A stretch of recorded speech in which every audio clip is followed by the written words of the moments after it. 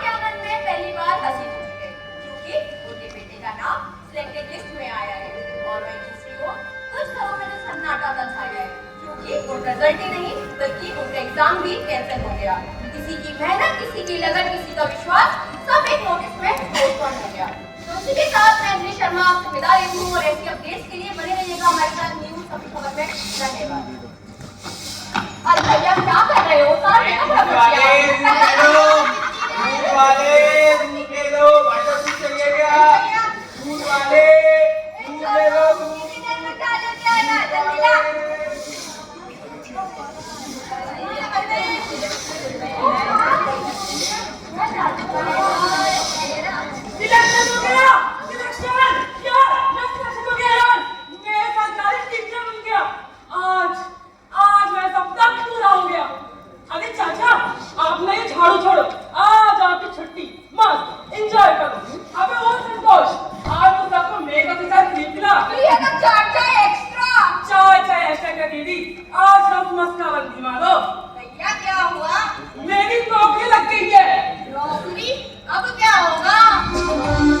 जब नौकरी मिलेगी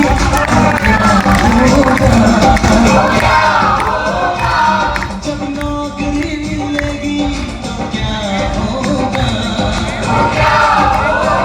जिस्म पे सूट होगा, पाँव में बूट होगा। जिस्म पे सूट होगा, पाँव में बूट होगा। हाथों में घोड़ी का हाथ होगा। जिस्म पे सूट होगा, पाँव में बूट होगा। हाथों में गोरी का हाथ होगा। अरे भाई विकास, यार मैं तो कहीं टीचर हो गया यार। यार मेरे सालों का सपना पूरा हो गया। वैसे तेरे उस वाले एग्जाम का क्या हुआ? यार मेरा एग्जाम कैंसिल हो गया। अरे तो कोई बात नहीं भाई।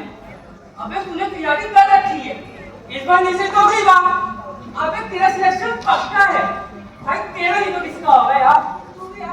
मनीष भाई मेरी जान, तेरा सिलेक्शन हो गया यार, बड़ा अच्छा लगा मुझे। सरकारी टीचर बन गया तू। हाँ देख, मेहनत करने वाले तो मेहनत करते ही रह गए और तू सरकारी टीचर, अब तो नौकरी लग गई। मिलेगी तो क्या होगा? जिस्म पे सूट होगा, पाँव में बूट होगा। हाथों में गोरी का हाथ होगा।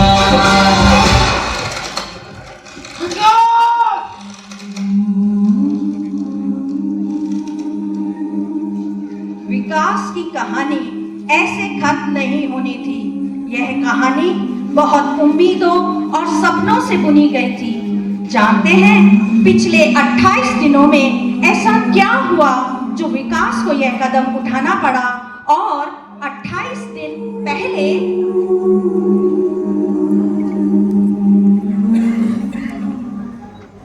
विकास, यार मुझे सवाल समझ नहीं आते यार। कौन से? अरे यार भाई ब्लड रिलेशन। अब तू ये देख मुझसे क्या फोटो में जो औरत है वो राहुल के चाचा की बड़ी बहन की बेटी है। तो राहुल के चाचा फोटो वाली औरत के कौन हुए? अरे ये सवाल राहुल से पूछ ले यार, मुझसे क्या पूछता है बार बार। असली भाई असली इससे बात है ना, सब तो पढ़ के बैठे हैं। अरे यार रट्टा मारेगा तो सब भूल जाएगा, कॉन्सेप्ट को समझ बस, सब क्लियर हो जाएगा। हर कॉन्सेप्ट की एक स्टोरी बना, मैं भी ऐसे ही याद करता हूँ। देख इधर देख, ब्लड रिलेशन के सवाल करने का सबसे अच्छा तरीका पता है क्या है? खुद को सवाल के अंदर ले जा। अब मान ले इस सवाल में जो राहुल है वो तू है, तो मुझे बता कि तेरी चाचा की बड़ी बहन तेरी कौन हुई? बुआ। बुआ। और तेरी बुआ की बेटी तेरी कौन हुई? बहन। बहन। तो जो तेरे चाचा की बहन है वो तेरे पापा की भी तो बहन हुई ना, है ना? तो अब मुझे बता कि तेरे पापा की बहन की बेटी तेरे पापा को क्या बोलेगी? मामा। मामा। तो इसका आंसर हुआ मामा। हर सवाल में खुद को इमेजिन कर ले, बस सब हो जाएगा। याद कर लियो। अरे यार ये मकान मालकी नहीं थी क्या आज? नहीं तो यहाँ मुझे सुबह मिली थी, किराया मांग रही थी। मैंने कहा शाम को सब रूम में इकट्ठा होंगे तो दे देंगे। भाइयों 7 दिन एक्स्ट्रा हुए हैं आज, अपना अपना शेयर दे लो, मैं दे आता हूँ। इकट्ठा करो तो बस।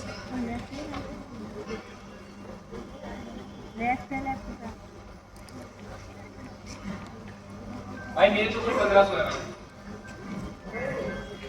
और ये रहे मेरे 1500। ला भाई एक बार तू भी दे दे। यार मेरे पास 650 रुपए हैं, घर से पैसे आ नहीं पाए, दिक्कत हो गई है घर में। दिक्कत तो सबके घर में विकास भाई, या तुम्हारा तो हद हो गई है। कभी 15, कभी ये पैसे, कभी वो पैसे, कभी 600, कभी 300, कभी कुछ नहीं। यार कब तक चलेगा ऐसे? मकान मालिक से बात करूं? उससे क्या बात करोगे? भाइयों की राय चलना माफ कर देगी। ओ सुन सुन सुन, उससे बात करने की जरूरत नहीं है, वैसे आधी खोपड़ी की है। अगर दे दिया किराया तो बोलेगी निकलो यहाँ से। चल इस बार दे दिए थे विकास, लेकिन अगली बार जब घर में दिक्कत खत्म हो जाए तो पैसे थोड़े ज्यादा मंगा लेना यार। अच्छा चल ठीक है, ला दे। और भाई लोग क्या हाल चाल है? बढ़िया भाई। अबे कब तक अपना कीमती जीवन किताबों में बर्बाद करोगे यार? किताबी कीड़े बन के रह जाओगे बस। बाहर चल के लाइफ को एंजॉय करो यार। कैसा एंजॉय यार? फिल्म लगी है, फिल्म देख के आते हैं अच्छी सी। फिल्म दिखाने ले जा रहा है। अबे पेपर को बस 15 दिन बचे हैं, मेरा सिलेबस भी कंप्लीट नहीं हुआ। पेपर का क्या है रे? साल में कम से कम 20 बार एग्जाम होते हैं, और अच्छी फिल्म मुश्किल से एक आती है, मुश्किल से एक। फिल्म देख के आएंगे मस्त यार। लेकिन जैसे जैसे एग्जाम की डेट पास आ रही है, पढ़ता हुआ सब भूल जा रहा हूँ यार मैं। वो बेटा इसलिए क्योंकि तुमने इसको बना रखा प्रेशर कुकर, समझे? बाहर चल के प्रेशर रिलीज करते हैं, नाइट आउट करेंगे, वापस आएंगे सुबह। अबे सही तो कह रहा है आदित्य, वैसे भी पढ़ के ना तो ईजी बढ़ता जा रहा है। चलिए कैसे यार चलते? नहीं यार तुम लोग जाओ यार, मैं नहीं जा पाऊंगा। अरे भाई तेरे पैसे मैं दे दूंगा, तू चल। नहीं यार तुम लोग जाओ यार। अरे ये कहीं नहीं जाएगा यार, लाइब्रेरी जाएगा, कोचिंग जाएगा, एग्जाम देने जाएगा, और इसी सब के चक्कर में एक दिन अलविदा। जीवन का रस ले पाना हर किसी के बस की बात नहीं होती। अपन चलते हैं, चलो सुबह पास अगला डील कुछ बनेगा।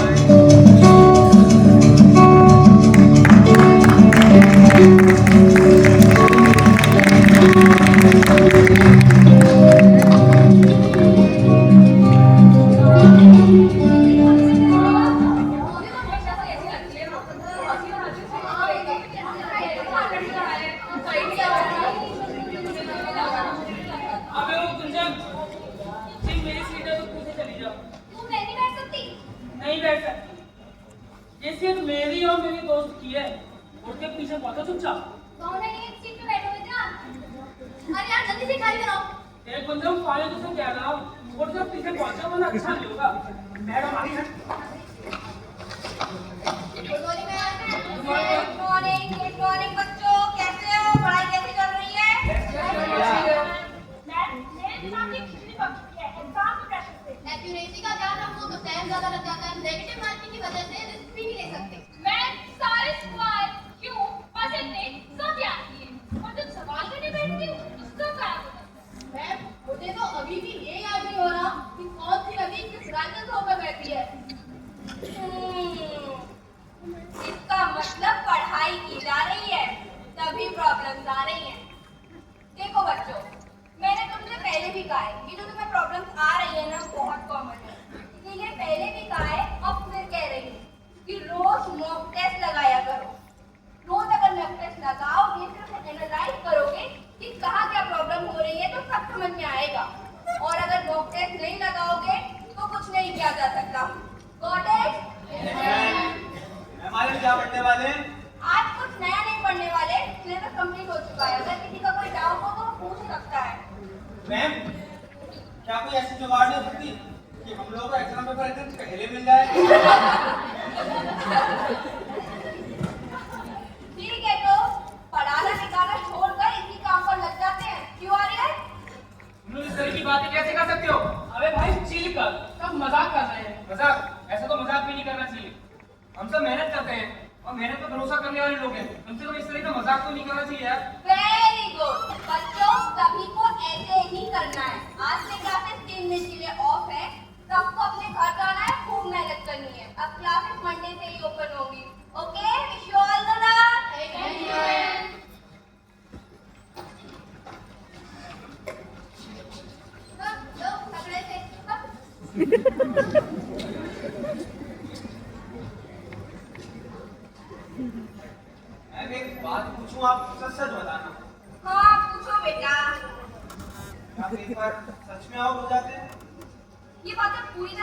नहीं होती, लेकिन झूठ भी नहीं होती।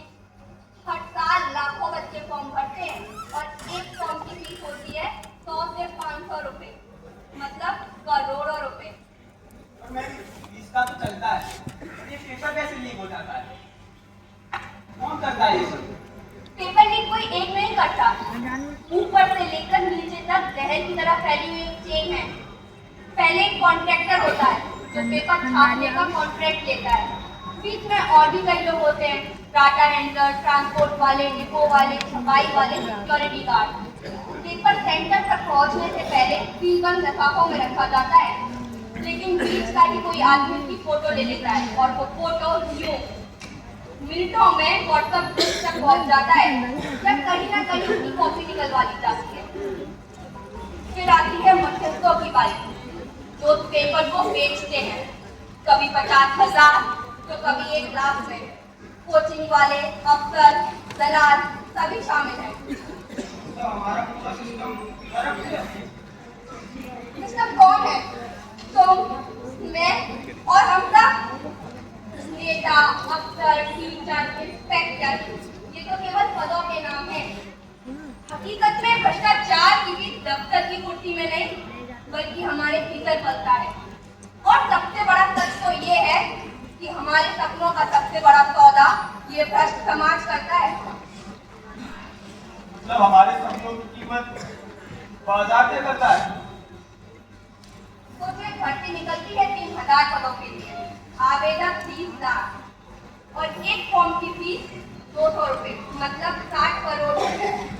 कई सालों तक कई पदों की भर्तियां जानबूझकर पेंडिंग रख दी जाती हैं और कई बार तो भर्तियां रद्द तक करा दी जाती हैं। और एक भर्ती के रद्द होने का मतलब है फिर से ठेके बांटे जाएंगे, फिर से फीस भरी जाएगी। मतलब एक बार में 100 करोड़ रुपया इधर से उधर किया जाता है। तुम जानते हो, किसी भी देश की सबसे बड़ी त्रासदी ये नहीं होती कि वहाँ नौकरियां कम है, बल्कि ये कि जब ईमानदारी की हार और चोरी की जीत होती है, तब केवल एक परीक्षा रद्द नहीं होती, बल्कि पूरे देश का भविष्य रद्द हो जाता है। मैं ये बातें तुम्हें इसलिए नहीं बता रही ताकि तुम हिम्मत हार जाओ, बल्कि इसलिए कि आगे के लिए अपने अंदर और भी हिम्मत पैदा करो। ओके, पक्का विकास एग्जाम के लिए ऑल द बेस्ट और पढ़ाई पर ध्यान दो। Okay, got it?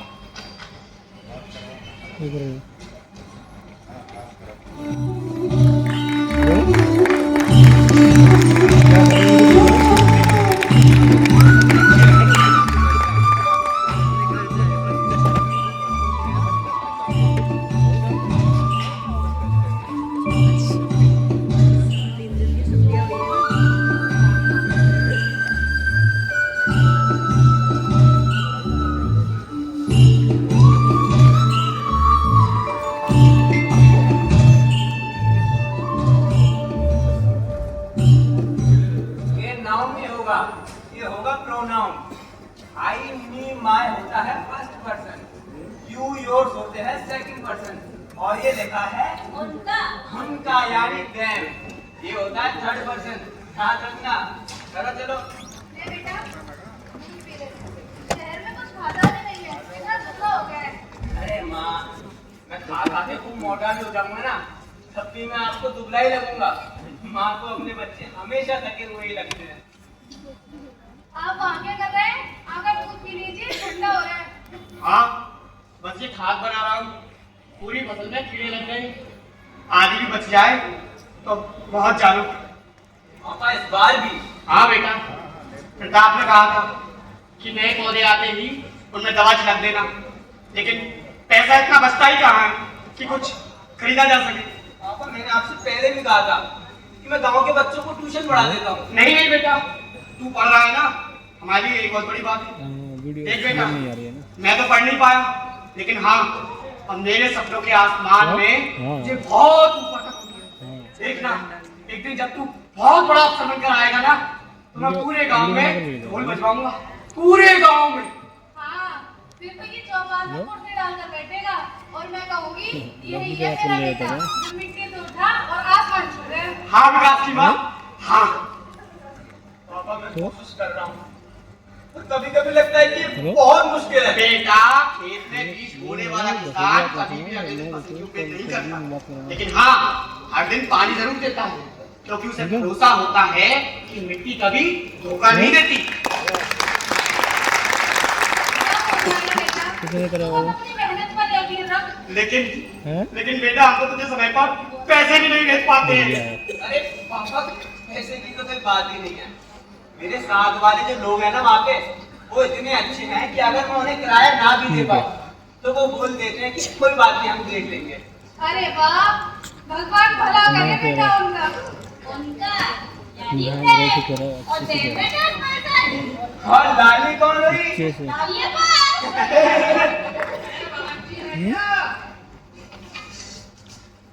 ठीक है। अरे राधे शंभू भैया। अरे बड़े दिन हो गए, सोचा जरा मैं ही देखा हूँ। अरे शंभू भैया, आपने आने तकलीफ वैसे भी आज आप ही के पास आने वाला था। बेटा साहब की पढ़ाइयाँ इतना डूब गए हो कि हिसाब किताब नहीं भूल गए। अरे अब तो ब्याज का भी ब्याज चढ़ गया है। नहीं शंभू भैया, मुझे सब याद है। अरे तो याद है तो कैसे हो गई? नहीं शंभू भैया, थोड़ा धीरे धीरे बोलो, जरा आराम से बैठो तो सही। लड़का शहर से आ गया है, थोड़ा दम को ले लो। अरे साहब, हमारा दम तो आपका उधार ले गया। इतना समय हो गया, कहा था कि नौकरी लग जाएगी तो पैसे लौटा दूंगा, ना नौकरी लगी ना पैसे लौटाए। अब तो नौकरी का पीछा छोड़ो। अरे शंभू भैया, बच्चा मेहनत कर रहा है, भगवान ने चाहा तो जल्दी नौकरी लग जाएगी। भगवान तो उन पर मेहरबान होता है, पर जिनकी जेब में पैसे हो, ये फालतू की पढ़ाई लिखाई, बड़े बड़े सपने, गरीबों के हिस्से की नींद उड़ाते हैं लेकिन पेट नहीं भरते। अरे शंभू भैया, मैं कह रहा हूँ ना कि आपकी पाई पाई चुका दूंगा, थोड़ा तो भरोसा रखो। भरोसा तो शंभू से नोटों पर करता है। और हाँ, याद रखना, अगर अगले महीने मेरा बकाया मुझे वापस नहीं मिला तो खेत का जो हिस्सा सड़क की उस तरफ है ना, अगली बार आकर दे जाऊंगा। इस बार तो शंभू चलता है, लेकिन अगली बार फिर आएगा।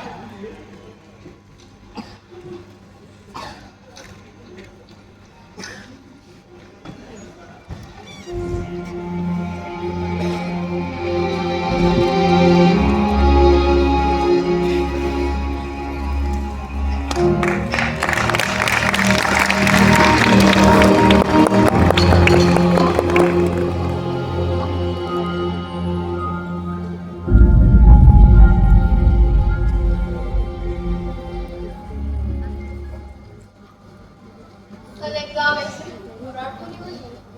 हो रही है, इसीलिए तो यहाँ पे आ गया। वाले कह रहे थे एक तो ए भाई लोग, यार ये व्हाट्सएप पे स्क्रीनशॉट आया है, लिखा है कल का पेपर मिल जाएगा, किसी को चाहिए तो संपर्क करें। पहले स्क्रीन दिखाओ, मेरी बात तो कर ले।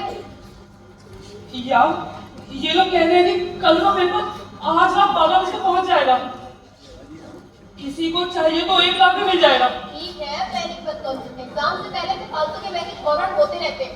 कल हमारा एग्जाम है, अभी उस पे फोकस रखना जरूरी है, और अगर ये सच भी हुआ तो हम एफआईआर करेंगे।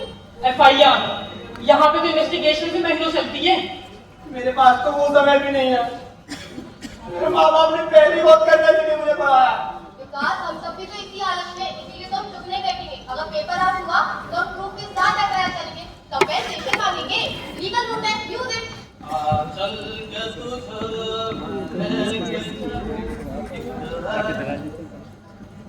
क्या हुआ भाई लोग, हमारे मुंह क्यों लटके हुए हैं? एग्जाम से पहले रिजल्ट कब तक नहीं आ गया? अरे नहीं भाई, आप भाई कल का पेपर 1 लाख में मिल रहा है। क्या 1 लाख में? इतना महंगा? तुम्हें महंगी की पड़ी है, ये नहीं दिख रहा है क्या क्या हो रहा है? ये तो गलत हो रहा है यार। हम लोग शांत नहीं बैठेंगे, आवाज उठाएंगे इसके खिलाफ। अब हमारे पास 2 ही रास्ते हैं। पहला ये कि हम सब मिलकर कल का पेपर बॉयकॉट करते हैं। 10 लाख बच्चे एग्जाम देंगे, हम 20-50 लोगों के एग्जाम बॉयकॉट करने से क्या हो जाएगा? बोलना तो पड़ेगा। क्या हम सोशल मीडिया पे डालेंगे, एविडेंस इकट्ठा करेंगे, और दूसरा ऑप्शन क्या याद है? हाँ, दूसरा ऑप्शन ये है कि मैं ऐसे बच्चों को जानता हूँ जो ये काम कर पाते हैं। मात्र 50,000 रुपए में पेपर ले जाएगा। अरे सोनिया, जो बिकता है वही टिकता है, खरीद सकते हो तो बोलो।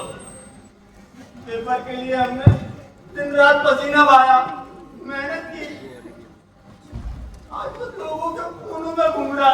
यार हम चुप नहीं बैठेंगे, शिकायत करेंगे। शिकायत।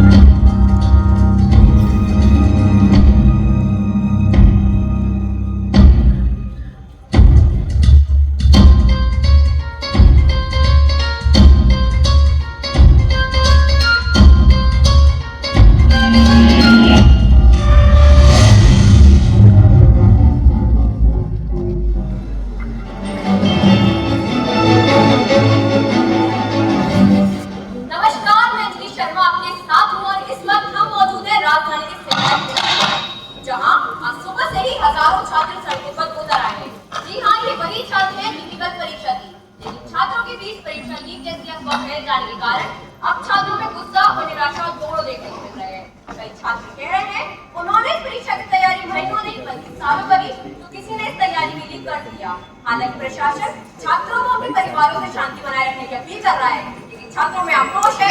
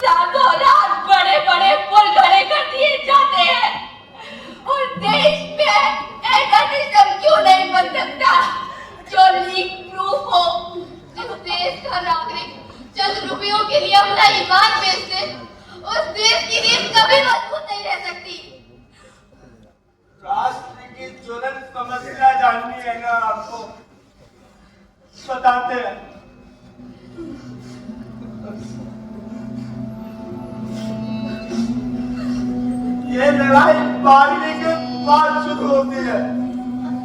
मिडिल क्लास के सबसे निचले पायदान पर मौजूद सरकारी नौकरी की आस लगाए बैठे लाखों लोगों की लड़ाई। जो MBA, मेडिकल या इंजीनियरिंग जैसी हाई क्लास परीक्षाओं की तैयारी नहीं कर सकते। हमें हर महीने घर से कमरे का किराया, गैस भरने का खर्चा और किताबें खरीदने के पैसे मिलते हैं। बस इस सब में पूरा महीना कैसे निकालना है, सबसे पहली चुनौती यही होती है। कोई नहीं जानता कि हम कैसे पढ़ते हैं और ना कोई जानना चाहता है।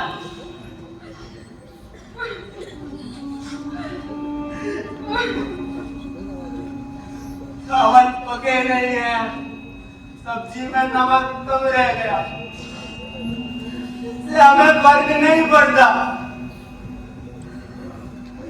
हम कमरे का पंखा नहीं चलाते कि कहीं किताबों के पन्ने ना उड़ जाए। लाइट चली जाती है तो मोबाइल की टॉर्च से पढ़ते हैं। हमारा दिन 12 घंटे पढ़ने से शुरू होता है और रात सवालों के बोझ से खत्म।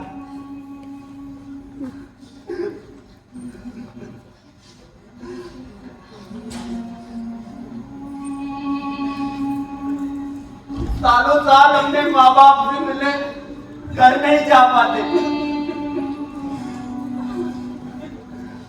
हम शहरों में कमरों के कोनों में रहते हैं, जहाँ जगह इतनी कम होती है ना कि हमें अपने सपनों को भी मोड़ कर रखना पड़ता है।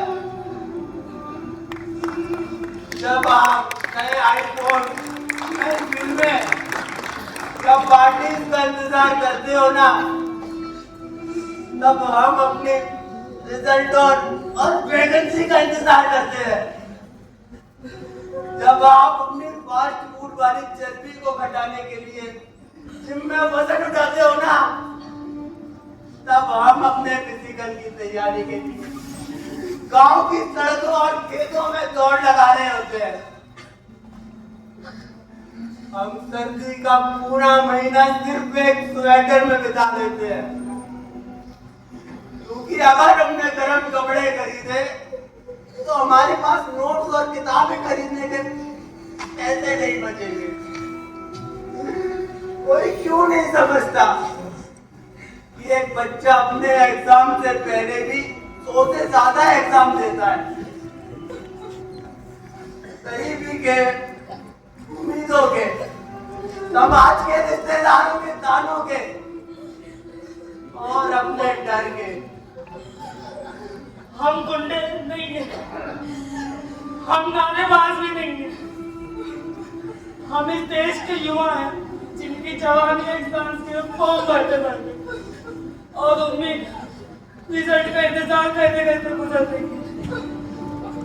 हम लोगों को फिर भी भरोसा है कि एक दिन सब ठीक हो जाएगा। एक दिन कोई सबकी जिम्मेदारी लेगा और फिर हमारे देश में भी मेहनत और ईमानदारी करप्शन से कीमती होगी।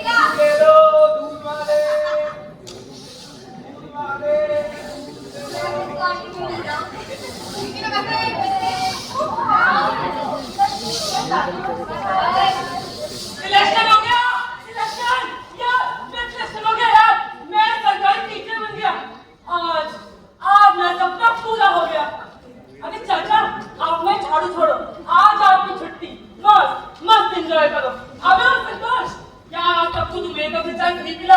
फ्री है तो चार चाय एक्स्ट्रा। चाय एक्स्ट्रा का दीदी, आज तो आप मस्का बंद दिलवा लो। भैया क्या हुआ? मेरी नौकरी लग गई है। नौकरी? अब क्या होगा? जब नौकरी मिलेगी तो क्या होगा, जब नौकरी मिलेगी तो क्या होगा, जिस्म पे सूट होगा, पाँव में बूट होगा, जिस्म पे सूट होगा, पाँव में बूट होगा, हाथों में गोरी का हाथ होगा, जिस्म पे सूट होगा, पाँव में बूट होगा, हाथों में गोरी का हाथ होगा। अबे भाई विकास, मैं सरकारी टीचर हो गया यार, मेरे सालों का सपना पूरा हो गया। वैसे तेरे उस वाले एग्जाम का क्या हुआ? यार मेरा एग्जाम कैंसिल हो गया। अबे तो कोई बात नहीं भाई, अबे तू तैयारी कर रखी है, इस बार नहीं तो अगली बार। अबे तेरा सिलेक्शन तो पक्का है भाई, तेरा नहीं तो किसका होगा। खामा परेशान मनीष भाई मेरी जान, तेरा सिलेक्शन हो गया यार, बड़ा अच्छा लगा सुनकर।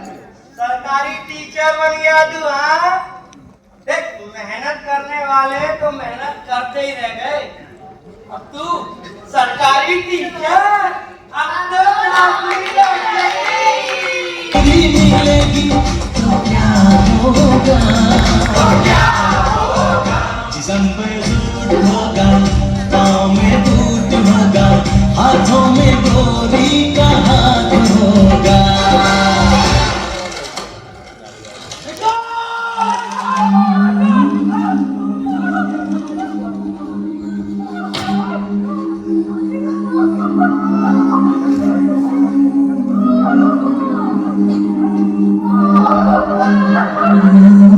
क्या हुआ यार? मनीष, ये क्या किया उसने? मेरा तेरा मजाक उड़ाता था यार, मुझसे गलत बोलता था, लेकिन मैं तेरी बराबरी करना चाहता था। तेरी तरह मेहनत करना चाहता था मैं, तेरी तरह पढ़ाई करना, तेरी तरह माँ बाप के सपने पूरे करना चाहता था। यार मैंने कभी नहीं चाहा था कि तू हमें छोड़।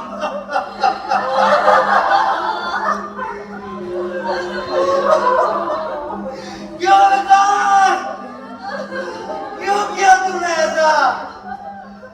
क्यों नहीं बताया तू अंदर से इतना टूटा हुआ यार?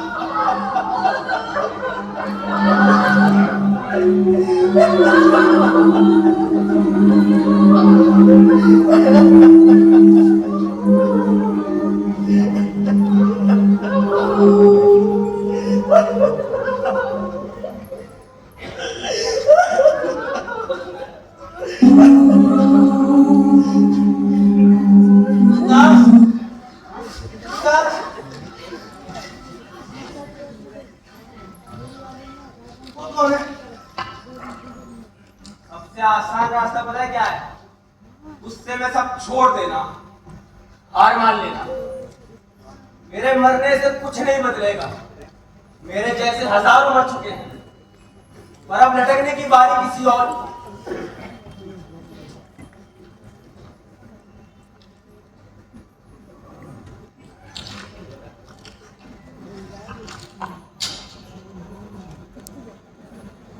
आज मैं फांसी पे नहीं लटका, लगता है हम लोगों का क्या भाग कर कुछ हासिल नहीं कर पाएंगे। जो असली लड़ाई है वो इस सिस्टम के अंदर जाकर लड़नी होगी। चाहे कितना भी मुश्किल हो, हम इस सिस्टम के अंदर घुसेंगे, और अगर हम में से कोई एक इंसान भी अंदर घुस जाए तो उसकी जिम्मेदारी होगी इस लड़ाई को आगे बढ़ाने की। कर्मचारी बनकर, अधिकारी बनकर, एक टीचर बनकर, जैसे आज तू बना है। हाँ विकास, अगर मैं एक टीचर बनकर 10 ईमानदार बच्चे भी तैयार रहता हूँ तो ये भी किसी क्रांति से कम नहीं। मेरी सरकारी नौकरी नहीं है, अब और बिगड़ गई है, क्योंकि बात अब नौकरी से आगे निकल गई है। लड़ाई उस सोच से है जो ये मान चुकी है कि सब योग्यता से नहीं, जुगाड़ में चलता है। पेपर आउट सीएम या पीएम नहीं कराते, वो हमारे ही पीछे लोग करते हैं।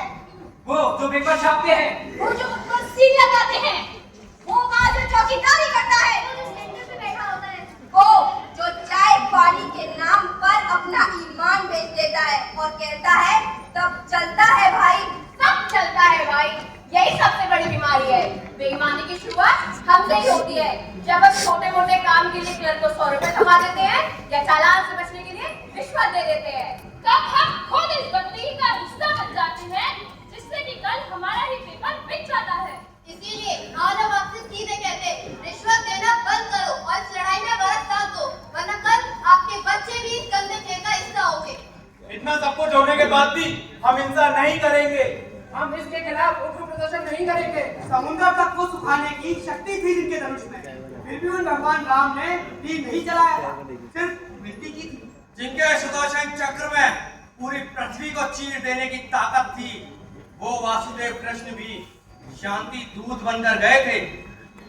हम भी उसी संयम के साथ एक बात तय करते हैं कि हम जहां भी रहेंगे, जो भी काम करेंगे, पूरी ईमानदारी और निष्ठा के साथ करेंगे।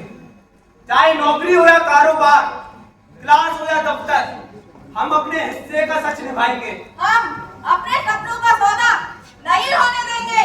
इसीलिए हम थकेंगे नहीं, हारेंगे नहीं, पढ़ेंगे और लड़ेंगे।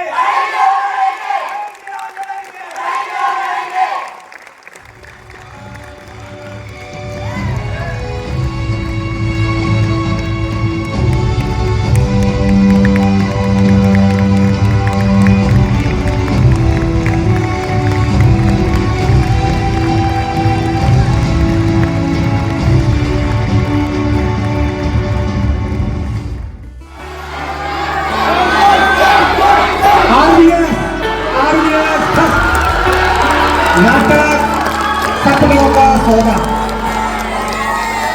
रास्ते भागे कैसे भागे, जिंदगी से चल कुछ और भागे। रास्ते भागे कैसे भागे, जिंदगी से चल कुछ और भी मांगे। क्यों सोचना है जाना कहाँ, जाए वही ले जाए जहाँ। बेसब्रियाँ बेसब्रियाँ बेसब्रियाँ बेसब्रियाँ।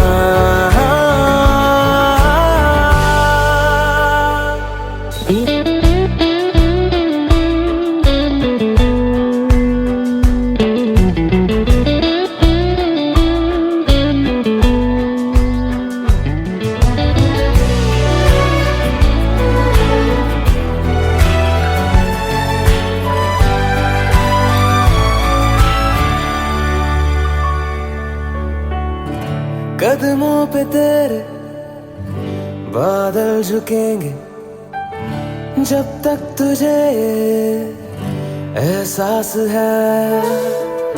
जागीर तेरी तेरा खजाना, ये तश्नगी है, ये प्यास है।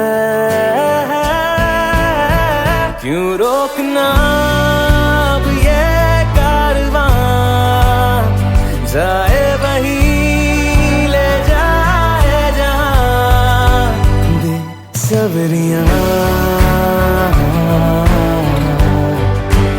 बेसब्रियाँ बेसब्रियाँ बेसब्रियाँ।